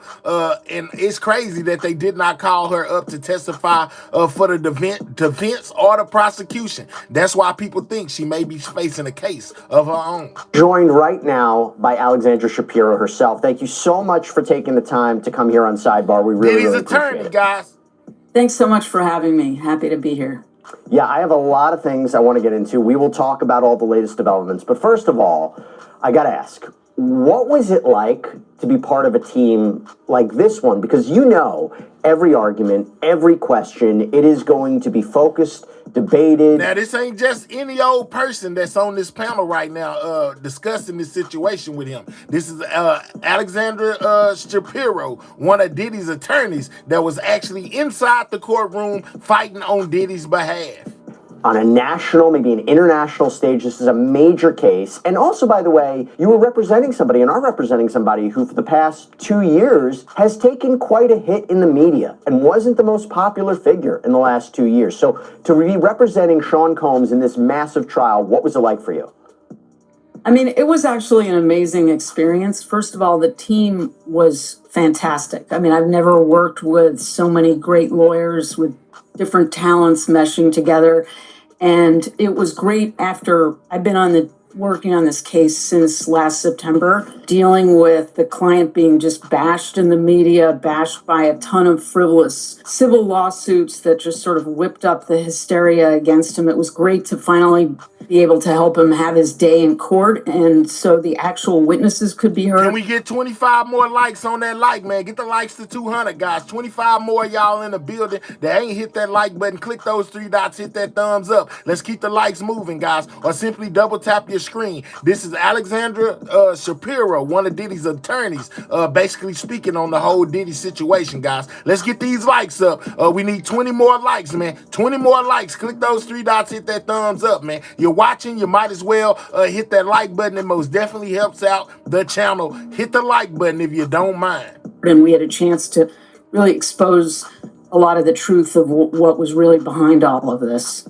Obviously, this is a win, right? He was acquitted of the most serious charges that he was facing. Did there ever become a time, though, during the course of the trial, maybe in the first several weeks, when you're like, I'm a little nervous, I think he may get convicted of racketeering or sex trafficking, or you were confident throughout the prosecution's case that they just weren't reaching their burden? Well, we felt good about the trial most of the time and we're confident, but you never can be too confident in a federal criminal trial. I mean, especially in the Southern District of New York, the government almost always wins. And it's a huge challenge and really, really difficult to win. So we were always concerned. There were points where it seemed to be going well, but you can never bank on that. By the way, talking law, like we do so many times here on Law and Crime Side, no. Counts and defense's argument. I just want to understand something about the defense's argument. Was the defense's argument, hey... Boy, that's an ugly picture of Diddy right there. Boy, I don't know who that is. But, boy, whoever that person was that was drawing these pictures inside that courtroom, they should have been fired immediately. That looks nothing like Diddy. And why is those teeth so yellow? Is Diddy in jail not brushing his teeth? Boy, that hair is gray, that beard is gray, and them teeth are yellow, and something is wrong with his face. I don't know what it is, but that is not Diddy. Who is that? Is that Diddy clone that's inside that courtroom? What's that Diddy's clone that they got locked up, man? Because that don't look like Diddy at all. All the people who testified against Sean Combs were not being truthful, or were taking their accounts, were listening to their accounts, and what they're saying just didn't amount to a federal crime. Is it a mixture of both? Just trying to understand what the argument was. I mean, I think it was a mixture. It depended on the witness, and a lot of the witnesses were telling the truth, but the truth didn't hurt Sean. It helped him. There were some people who were shading the truth. The great thing about it was there was a ton of evidence in written communications that people had created at the time, all these text messages. There were videos, and that really helped us expose the truth because these were things that had been recorded. This is what people were, the girlfriends, others were saying to Sean at the time of the events in question. And so, you know, there was really no way for the witnesses or the government to hide what was in the written documents. Now, I will tell you, if you had been following what we've been doing here in Sidebar, Law and Crime, we call balls and strikes. So there were, during the course of the trial, we would say, this was the strength of the prosecution, this was the strength of the defense. There was such effective cross-examination of these key witnesses that we all kind of wondered, you know, was the defense going to call any witnesses? And you really did. And what was that decision? Because I understand there were witnesses who were planning to be called. There was an idea to put forward a defense case. There was a choice to not. Can we get 7 more people? Can you talk to us a little bit more about what that strategy was about? 7 more people. Sure. I mean, that's always, you always have to be ready to put on a case. And, you know, at the end of the day, what it comes down to at the end of the government's case is how well do you feel it went in for us? And it's always risky to put on a defense case. People don't realize that, but there's always two sides to everything. And if you put on a witness, and even if it's, you know, 70% good, if the prosecution scores some points, it can really undermine you. And so if you feel like the government's case has gone in really well for you, it can be actually riskier to call any witnesses. People don't necessarily realize that, but at the end of the day, we just made a decision that we thought the case had come in well, and we didn't want to, you know, sort of change the dynamic in a way that could be risky for us. Was Christina Quorum ever potentially going to be called by the defense? We were all shocked why the government never chose to call her since, I don't know. This is Christina Quorum right here. This is who they say is Diddy's Ghislaine Maxwell, you know, his right-hand woman. She most definitely, they said, recruited some of the people to come and do some of the acts that were done at these Freakoffs. Says that basically she was in on it too, just like Diddy. Her name came up almost every single day through almost every witness. Was there a plan by the defense to call her? Yeah, I mean, I'm not going to get into specific plans or non-plans, but it was more of an overall decision just not to put anyone on and just to use a few pieces of evidence that hadn't come in. What do you think about the prosecution's choice not to call her? Because I will tell you, we did lunchtime shows, live shows with our audience. I would say 80% of the questions that we got during 7 weeks of testimony was, why is she not being called and will she be called? Were you surprised the prosecution chose not to call who was supposed to be the main alleged co-conspirator? I mean, I don't think so. I think that... So she basically said that they were looking at first to call in Christina Quorum to testify on Diddy's behalf. But then they just kind of decided against it, and the prosecution just never really called her. That's crazy. She would have been a double-edged sword for them, and they probably didn't want to take the risk. As you saw during the trial, even a number of the witnesses that they had always planned to call that they did put in kind of blew up in their faces or had positive things to say about Sean that maybe they weren't anticipating. And so it would have been pretty risky for them to put Christina Quorum on the stand, I think. There was so much being said about your client in that trial, obviously in the media, facing a number of different lawsuits. We also wondered whether or not he, and it's his decision alone, whether he wanted to take the stand and give his story, tell his story, give his version of it. Now remember, in the beginning, Diddy said he couldn't wait to take the stand and say whatever it is that he wanted to say. But then when the trial got here, he most definitely didn't take the stand. I think that was something that was did by the by the defense in order to, you know, just telling them don't go up there. But we're going to see what she says, because she knows. But I think that's what it was. They told them don't get up there. Obviously, there are a ton of risks that come with putting a defendant on the stand, but it would be his choice. Was there a conversation about that? Well, I mean, I can't get into, you know, attorney-client privilege conversations. You know, obviously he thought about it, decided not to. And, you know, as I indicated earlier, we thought the case had gone in really well for us. And so we didn't want to, we liked where we were. So that was basically the decision. Now, the big news, some of the big news, a lot of big news came out after the trial, was the firing of Maureen Comey, the lead prosecutor in this case. I think that hurt their case. She was the one that was responsible for helping, this lady right here, helped them basically lock up Epstein, guys. And she was most definitely on the Diddy case, and then somewhere off in there, she got fired. I most definitely think that was a saving grace for this whole Diddy situation. Because if she got Epstein, she could have most definitely got Diddy, in my opinion. Now, there's obviously a political angle to it. There are comments that she has made, but I have to ask, you know, you going head to head against her for so many weeks, I mean, months and before that, the firing of her, what did you make of that? I mean, I think it was unfortunate. She's a very well-respected prosecutor. We had good sort of professional relationships with her during the course of the trial, and you know, I don't really think it had anything to do with the trial, but I don't. Baldwin, I most definitely think that he was knocking down the assistant as well. Absolutely, Baldwin. Yeah, I wouldn't put nothing past Diddy. I think he might have been knocking down every woman and probably dude around him, allegedly, in my opinion. I can't really say anything beyond that. It just, yeah. Okay, that's fair enough. Let's talk about something we can get into quite a bit. Let's talk bail. Okay, so we did a previous sidebar breaking down the defense's renewed motion for release, several arguments for why Sean Combs should be released on bail pending sentencing, you know, acquitted of the most serious charges, There's no comparable case of someone who Let's is go, convicted Lenise. of the Mann Act alone and not engaging in sex trafficking or a prostitution for financial gain, and they would be locked up like this. Talked about the issues plaguing the MDC, how it is dangerous, how he's not a risk of flight, not a danger to the community.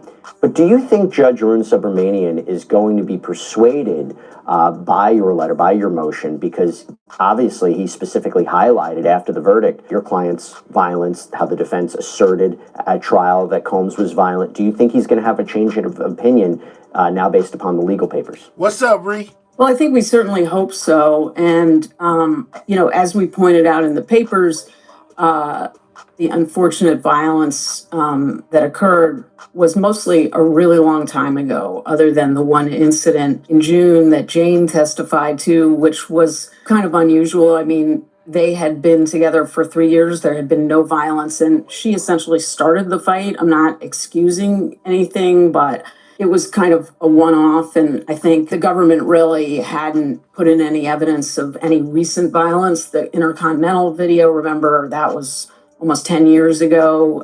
He Diddy's broke up daughters with just Cassie left the courthouse, in guys. 2018, and in our reply papers... Diddy's daughters just left the courthouse, guys. Hold on, let's get them coming out of there one more time. Diddy's daughters leaving the courthouse, guys. There go the twins, y'all. You know what I'm saying? This is live coverage right outside the courthouse, rather. And Diddy's daughters were off in there, and they just left, guys. They just left the courthouse. Here pretty soon, with people leaving, we should be getting an update of what took place inside of the courthouse. But yeah, we seen his mom go in earlier. We just seen his daughters exit the building, guys. I don't know if they're in the lunch break or if it's all over, but that was most definitely his daughters. Shout out to everybody in the building. Yesterday, we submitted a letter from Gina Hyun, who was one of the alleged victims, a different ex-girlfriend. And I think it was a pretty powerful letter about how Sean has changed, how she's not concerned about violence. She thinks he should be released on bail. So we're hoping that will persuade the judge, given everything else, particularly, as you noted, like the really, really unusual nature of this particular Mann Act conviction and the fact that he's already been in prison, or jail rather, for like 11 months. This case is a one-off to begin with, but we're not aware of any case like this with a Mann Act conviction where anyone's done that much time to begin with. The Mann Act was something that Diddy's team said was racist, guys. If y'all remember back, they said that this thing was started to stop basically to get charges on a boxer back in the old days named Jack Johnson, guys. And Diddy's team referred to this Mann Act as a racist charge. Let's talk about it. So, and prosecutors, I'm imagining, have come back or will come back and say, well, listen, look, after the raids on his property, he engaged, what they would say, he allegedly engaged in criminal activity and, obviously violence, they say, with Jane. But they say, look, what was in his hotel room when he was picked up in New York. They made allegations of what he was trying to do while he was in the MDC, whether it was using other inmates' phone privileges to have three-way phone calls. That was litigated before trial. What would be your response to say, you make the point that he is a changed person, the violence that was shown during the first trial is from years ago, but how would you convince the judge to say, listen, we are being truthful, we are being honest, we are being forefront, that he really is a different human being? Because the judge, again, this was right after the verdict and didn't have an opportunity for a briefing schedule. How can you make the argument that he is different and that he should be trusted? Well, I mean, I think, the point you mentioned about the arrest, I mean, unfortunately, Sean has struggled with drug addiction for a long time. And I think one of the good things and positive things is that has come out of his incarceration. It's given him an opportunity. Yeah, he did struggle with narcotics use, and that Tootsie had him out of his mind. Don't they say no clear people has been locked up on the Mann Act as well? Absolutely, Ballin. That's why they say that it's a racist charge. To rehabilitate. He's committed to continuing that. He's committed to a long-term program of therapy and helping with the domestic violence problem that he's had in the past. So, at a certain point, you have to just, maybe it is a leap All of right, we faith, got but somebody down there says so drug abuse gives us a excuse to traffic. Yeah, the people, little people. No, ma'am. You have to be accountable for all your actions, whether you are under the influence or not. Is diabolical. All right, let's go. You know what I'm saying? Everybody is free to express themselves however they feel. It most definitely shouldn't be used as an excuse. Let's go though. but you have to just give a person another chance, and he really is committed to change and to there being a new chapter of service on his part. So I think we have to hope that the judge will agree with that, and I think we've made a strong case for that. Do you know when the judge might make a decision on bail? We don't know. October 4th. Okay. If he denies release again, when he gets does that his give you a sentence. sense of what sentencing could be like? Now, to be clear, my understanding is Judge Arun Subramanian even said at the point, if I make a decision on release, it's not indicative of where I'm leaning towards sentencing. I know there's a pre-sentencing investigation still being conducted or has been conducted. There's a lot of factors to consider. But I have to ask about whether this is going to, have an effect on sentencing. Do you believe it's going to have an effect on sentencing? Does it give you a preview of where the judge is lining up? Because my understanding, correct me if I'm wrong, you are probably going to be arguing for time served, maybe a minimum of 21 to 27 months. Where do you think the judge is going to go here? Somebody said money talks for lawyers. They have no morals. Let's go.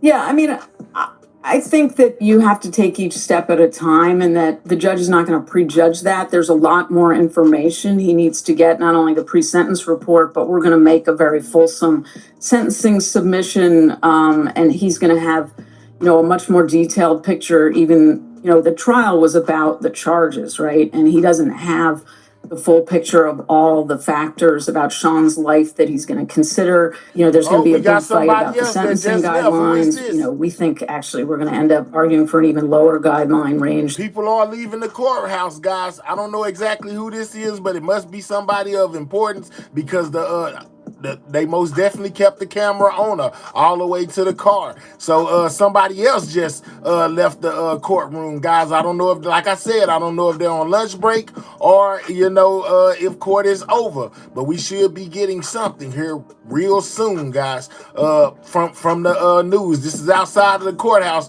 where Diddy is basically being in his hearing right now, trying to get either his charges dropped, a new trial, or less time during sentencing, guys. Yeah, somebody just left the courtroom. They are communicating with somebody inside of this black SUV, man. Whoever that may be, I'm not sure exactly who that is, but it is somebody. You know what I'm saying? Somebody related to Diddy, I'm guessing, y'all. Yeah, man, we got people filing out of the courtroom. You know what I'm saying? They are most definitely filing out of the courthouse. His mom, we seen her go in. I haven't seen her exit yet. His daughters came out of there. Yeah, man, somebody just left. So we most definitely are going to keep an eye on the courtroom as people continue to come out of there, man. Let's get back to it, though. Hold on. We got somebody else exiting right now. I don't know who this is. Somebody else just exited the courtroom as well, guys. They're keeping the camera on them, too. I don't know who that is, but it got to be somebody that's related to Diddy, guys. This is a live feed from outside of the courtroom.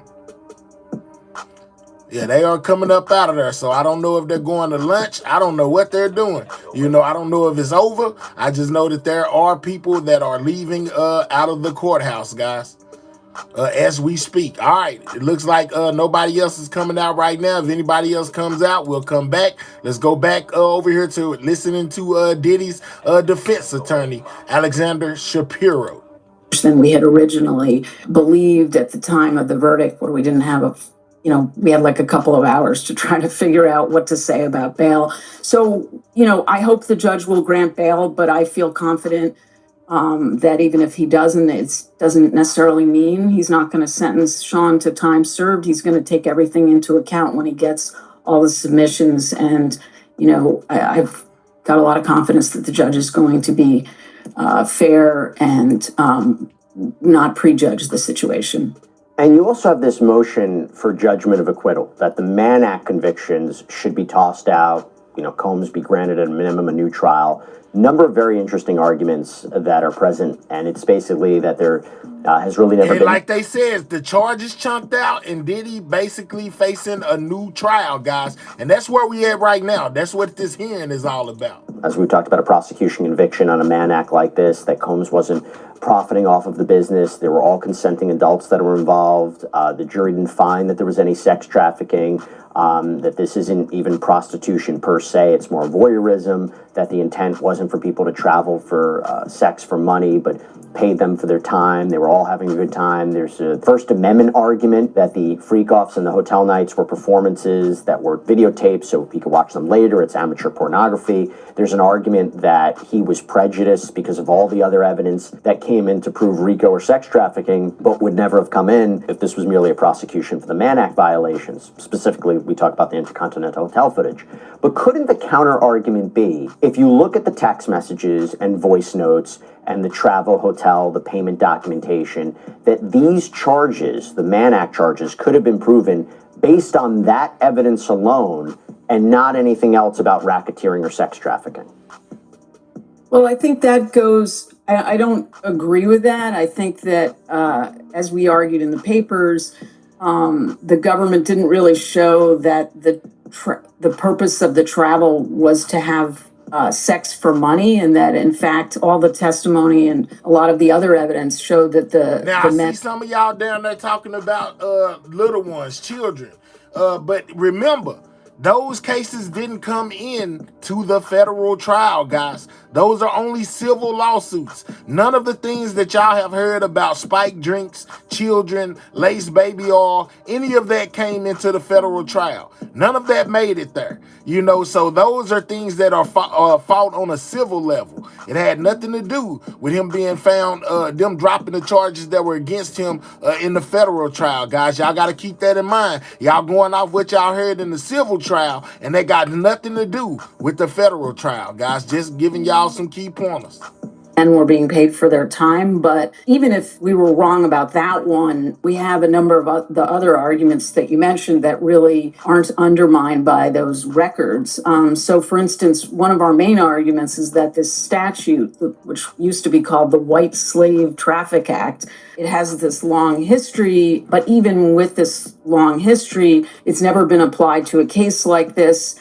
You know, the term prostitution in a lot of states doesn't include this conduct, even if someone's being paid. If the person making the payment is paying essentially to observe other people having sex, that's not prostitution. So we've got the First Amendment argument, as you mentioned, and the new trial argument. So all of those arguments, I think, are independent of, the issue you raised, which, so we think we have a really strong motion.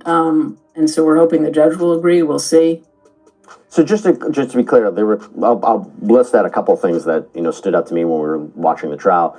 There was apparently this voice message that was played from Combs to Paul, right, one of the purported sex workers. Hit me up when you close. There was a voice message. Hey, Jess, I need to get him from Atlanta to here. Let me know. Hit me up. There was a message from, I think, Combs to Christina Corum. Can security bring me 5,000? There was another audio message to Jane. I say, you say he tried blowing up his ex-girlfriend, boyfriend car, actually succeeded, paying other people to do the crimes. This man is a kingpin of criminals. Well, that's all allegedly. Yeah, they said that he did it, but they had absolutely no proof. They had no proof that he did it. Only had the words of the boyfriend and what was her name? Was it Clark? What was that lady's name that also testified that he did? It was something Clark, I think. But they only had word of mouth. They didn't really have no evidence that Diddy did that. See, you are basing it off of what you think and not based off the evidence. In the evidence, they only had, pictures of the car and hearsay. And we all know hearsay isn't admissible in court. You 15K, baby girl. There was another one to Frank Rodriguez. Frank, make sure that room is set up right. So in other words, you could look at this and say, and the argument is, even despite all that, it's paying people for their time. It's setting up, let's say, amateur pornography. What makes this not? Because it always seemed that those charges were relatively straightforward, transporting people for the purposes of sex work. You're saying the intent was not sex work. It just so happened, whatever happened, but the intent wasn't there. Just want to clarify that point. Yeah, so that's one of the arguments. And then the other argument is just that it's more of a pure legal argument that prostitution only includes when you're paying someone to have sex with you. And he wasn't having sex with the males. So that's kind of a separate. There you go. You know what I'm saying? Prostitution is only considered that if you're paying them to have relations with you. And like they keep saying, Diddy didn't actually have relations with these people. He just played with himself, which they are saying is sick, but not against the law. Totally separate thing, even if you buy the government's argument that these payments were always for sex. And I do want to point out that there's testimony and evidence that there were a number of occasions where the guys didn't end up having sex and they still got paid for their time. There's a bunch of text messages between Sean and people who work for Cowboys for Angels, one of the escort services, where, she's making clear that they dot all their I's and cross all their T's and that this isn't sex for money. So that's kind of his mindset. And, the crime is transportation with the intent for the person being transported to engage in prostitution. So it's all sort of what's in his head and whether he's believing that he's paying, or arranging the transportation rather in connection with prostitution. And then you get into sort of what is prostitution and does it include, paying someone even if you're not the person who's going to have sex with them. Let's say the motion for judgment of acquittal is not successful. Let's say the bail motion is not successful. And let's say your client is sentenced to a significant prison term, because there is discretion on the part of the judge. There's been a lot of talk in the news about this idea of a presidential pardon. Is the president really considering it? Have there been conversations? I doubt it, because he was talking bad about Trump. But hey, Trump said he would consider it, and with these RICO charges being dropped, and then the things that were stuck with him, which were like basically prostitution, that is something that Trump might consider, in my opinion, giving Diddy a get out of jail free card. With his team. Is there anything you can tell us about that? Well, I don't really know. The trial team's not really involved in any of that. There's a lot of rumors floating around the internet and in the news media. So I can't really speak to it. It would make sense that the president, given his history, would be thinking about it for someone like Sean, but I can't really, I have no personal knowledge about that. And if there is an unfavorable sentence, I imagine you would immediately appeal this conviction and sentence. What would be some of the arguments that would be made, if you can give us a preview, and why you think they would be successful?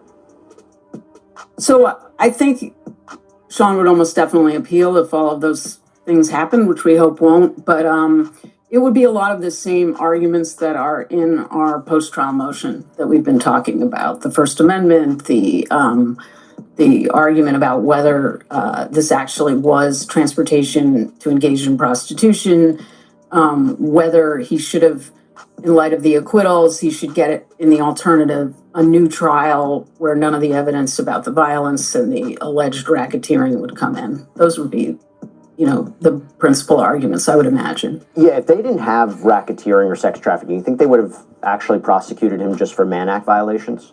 I don't think so. It certainly would have violated Justice Department policy. I mean, the Justice Department policy for the past 75 years has been generally not to prosecute people other than people who are actually running prostitution rings to make money. And then on top of that, in more recent years, the only kinds of cases they've brought have been cases where they're alleging sex trafficking or other serious crimes. And at the beginning of this case, we made a selective prosecution motion. We argued that Sean was targeted because of his race, because this, with respect to... they said they argued that Diddy was brought up on these charges because of his race. Do y'all think that race was a factor? When you think about people like Hugh Hefner, who threw parties all the time with the Playmates and had 18-year-old girlfriends, and he was like 75, could race have played a factor? Y'all let me know, you know what I'm saying? Or do y'all think, race had nothing to do with it, and they got Diddy because they got Diddy?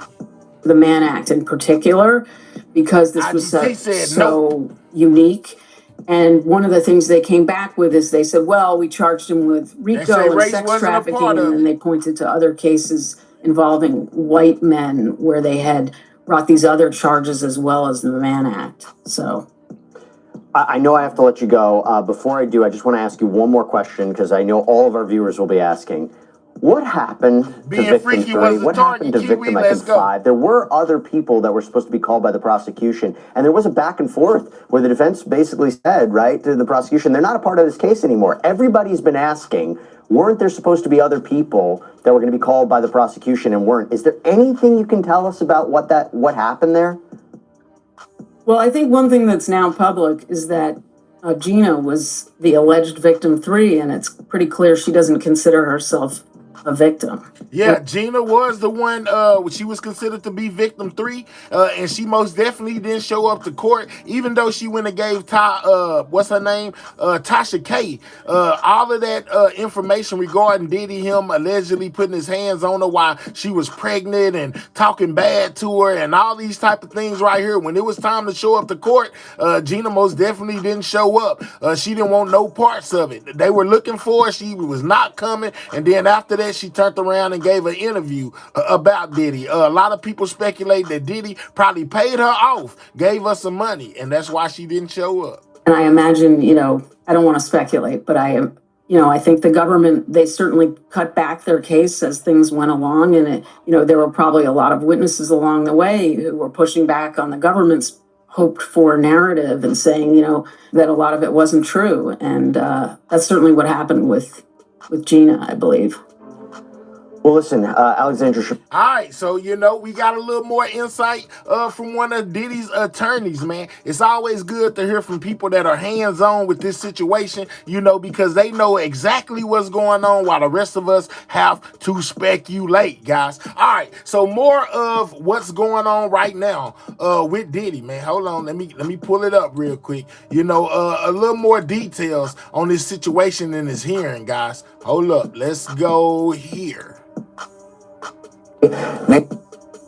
Once again argued today for a lower sentence for the disgraced hip-hop mogul. All right, the hearing with the judge coming ahead of Diddy's sentencing. That sentencing will be next week. A lot at stake, of course, for the disgraced music mogul. Good day's Briella Tomasetti. She is outside the courtroom with some details for us this morning. Briella, what's happening? Yeah, well, Dennis Ashani, today's court hearing could help determine how long exactly Sean Diddy Combs will stay in prison. The judge plans to listen to arguments from lawyers on both sides, but keep in mind he already denied granting bail not once but twice, citing Diddy's. They ain't letting Diddy up out of there on no bail. They're gonna have to either do his sentencing or give him a new trial or something along those lines. When it come to getting bail, I don't think Diddy ever gonna get out of there that way. History of violence. Diddy's lawyers argued in court papers submitted just this week that he should be sentenced to no more than 14 months in prison with credit for good behavior and time served.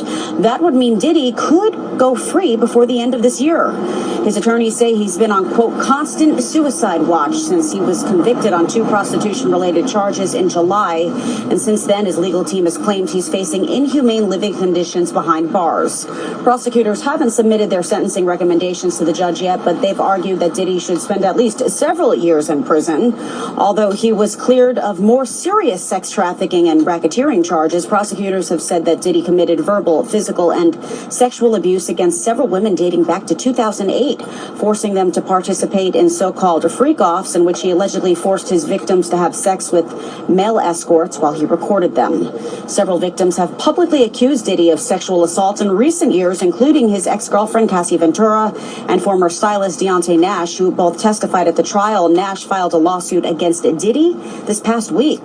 Now, the government is expected to submit its sentencing recommendation within the next few days. Prosecutors' preliminary calculations based on federal sentencing guidelines were a minimum of 4.5 years, but their formal recommendation could be significantly higher than that. And remember, Diddy faces a maximum sentence of 20 years in prison, although at this point that seems highly unlikely. For now, we're live in Lower Manhattan. Dana Deshawn. Yeah, he most definitely ain't gonna get no 20 years. Now, y'all heard them say that Diddy, his stylist basically filed a brand new lawsuit.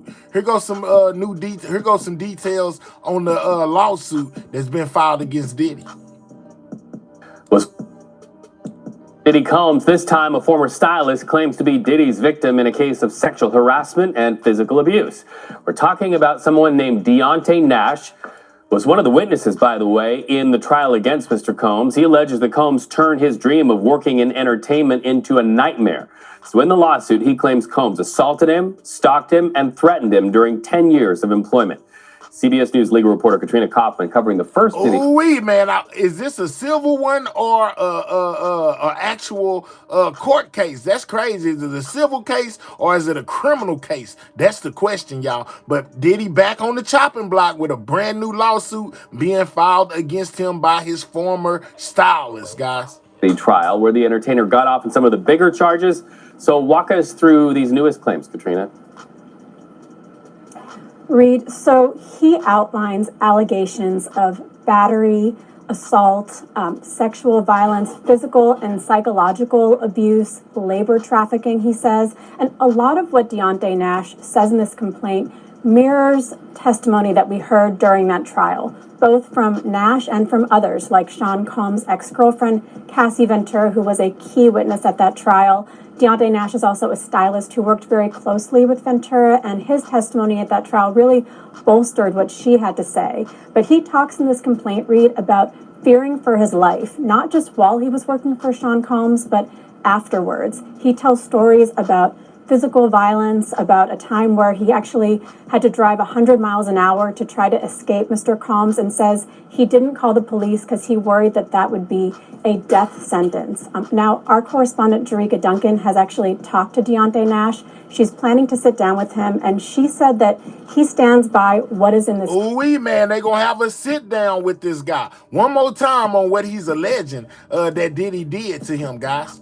Reed, so he outlines allegations of battery, assault, sexual violence, physical and psychological abuse, labor trafficking, he says. And a lot of what Deontay Nash says in this complaint mirrors testimony that we heard during that trial, both from Nash and from others, like Sean Combs' ex-girlfriend, Cassie Ventura, who was a key witness at that trial. Deontay Nash is also a stylist who worked very closely with Ventura, and his testimony at that trial really bolstered what she had to say. But he talks in this complaint, Reed, about fearing for his life, not just while he was working for Sean Combs, but afterwards. He tells stories about physical violence, about a time where he actually had to drive 100 miles an hour to try to escape Mr. Combs, and says he didn't call the police because he worried that that would be a death sentence. Now, our correspondent, Jerika Duncan, has actually talked to Deontay Nash. She's planning to sit down with him, and she said that he stands by what is in this document, and he says that to this day, he is still processing what happened to him while he was working for Sean Combs. So a lot of the same themes that we heard in the really big trial. We know that Combs will be sentenced October 3rd, convicted of 2 charges of transportation to engage in prostitution. Any word from his lawyers and family ahead of sentencing? Yes, so they have filed a document. What they're asking for, Reed, is less than 14 months for a sentence for Sean Combs. And as a reminder, by the time we hit the sentencing next week, he will have already served about a year. So that would essentially just be a couple months in prison. But what they're saying is that, one, he was acquitted on the most severe charges against him, and that should show that this jury found that he was innocent in a lot of ways. They also say this has already devastated his life, devastated his children's lives as well. They've also lost business opportunities. He's been on suicide watch, they say. What they essentially say is that they feel like he has already been punished enough, Reed. And in about a week, we're going to get to learn that sentence. All right, we know you will break it. Katrina Kaufman, thank you so much. All right, man, so this is crazy, guys. This is everything basically that I know regarding this situation with Diddy, man. As we go back to this live feed outside of the courthouse, guys, we just walked down a whole lot of things that had to do with the Diddy case, man.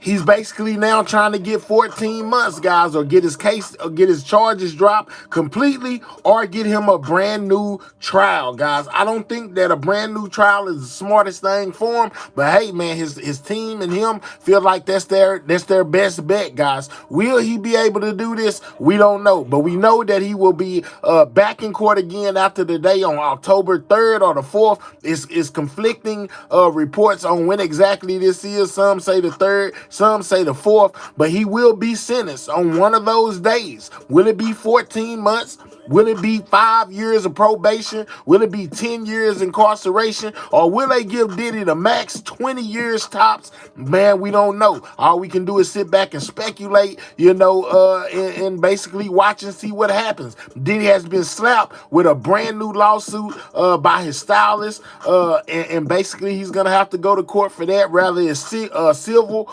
or a criminal case. We don't know yet, but they are most definitely dropping information as it comes in, and I'm most definitely bringing it to y'all, as well as Diddy's mom, guys. Diddy's mom got a big break as well. She was facing racketeering charges of her own, and they were dismissed, guys. They threw that right up out of there. So Janice is walking around without a worry or care right now, as she pleaded with the judge in her letter. She wrote a letter. Stevie J wrote a letter. Austin Dallas wrote a letter. Young Miami wrote a letter to the judge asking them to free Diddy. Diddy's mom says that, you know, she's 84 years old.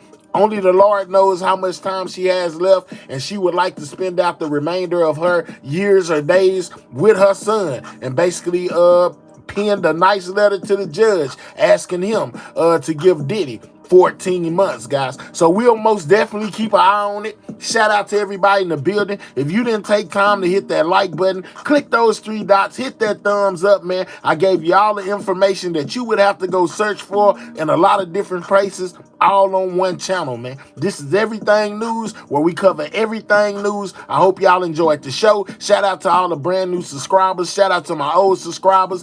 Big shout out to the sidewalk, all my members, and most definitely a big thank you to all of my moderators. Man, I don't know what I would do without y'all sometimes, man. Thank y'all for keeping this chat rolling smooth, man. So until I see y'all again, y'all make sure y'all stay safe out there. Keep your head on a swivel. You never know what's going on. And I will most definitely continue to bring you everything news that's going on in the news on Everything News. Shout out to y'all. Y'all already know how this go as I get ready to make my grand exit. Y'all already know. Sidewalk gang, check-in out. I'll catch y'all on the next one. If you're not subscribed to this channel, subscribe to this channel, man. You don't want to miss nothing when it comes to the news, man. I'm gone.